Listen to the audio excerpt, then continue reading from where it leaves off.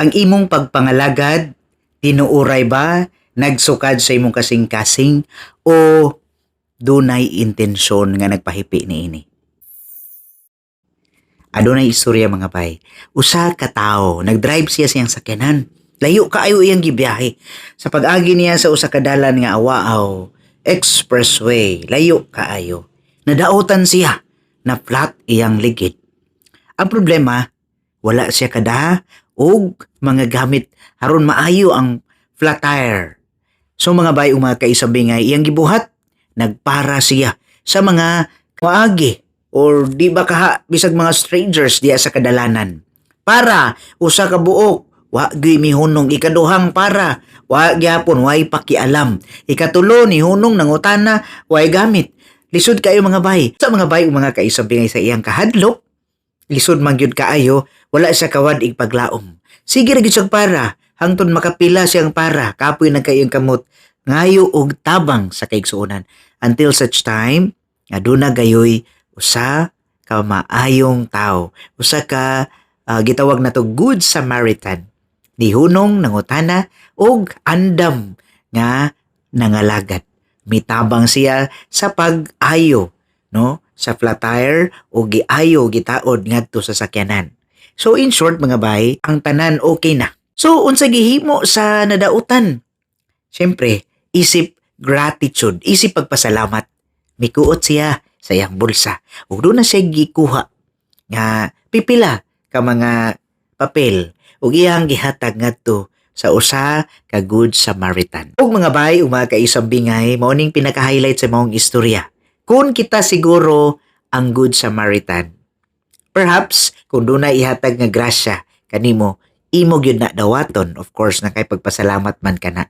Or perhaps dili sa dimo dawaton. Ug sa atong istorya, wala niya dawata. Balo mo kung unsa giingon niya sa maong nadautan, nang imong gihatag kanako dili nako dawaton.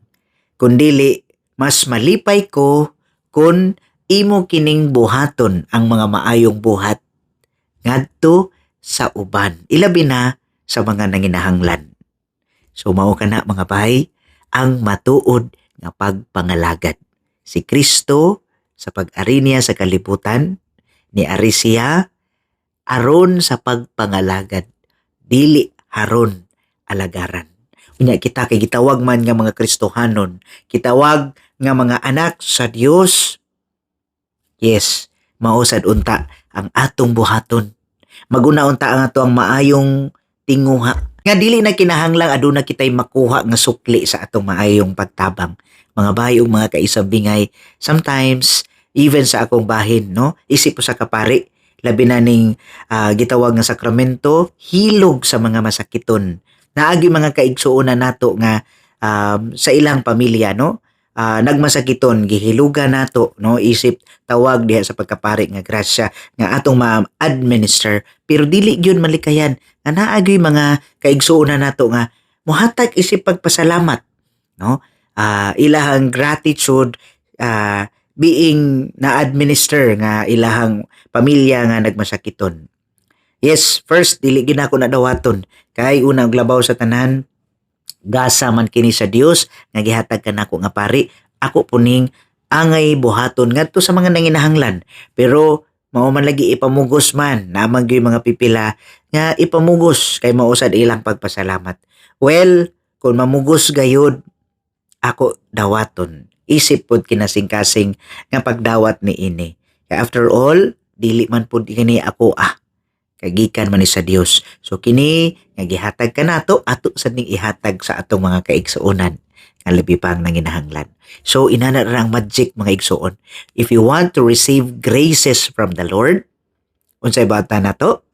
Atong buhaton pag-una unsay atong mahatag sa uban. Kay nganuman the effect will ripple. And mind you, in the gospel it says, when you give, it goes back to us 100-fold. Mga bay, ingon ana, maningkamot kita, nga ato uta mapuy-an ang maayong pagtulunan. Ang Dios, sa kanunay manalangin kanatong tanan, sa ngalan sa Amahan ug sa Anak ug sa Espiritu Santo. Amen.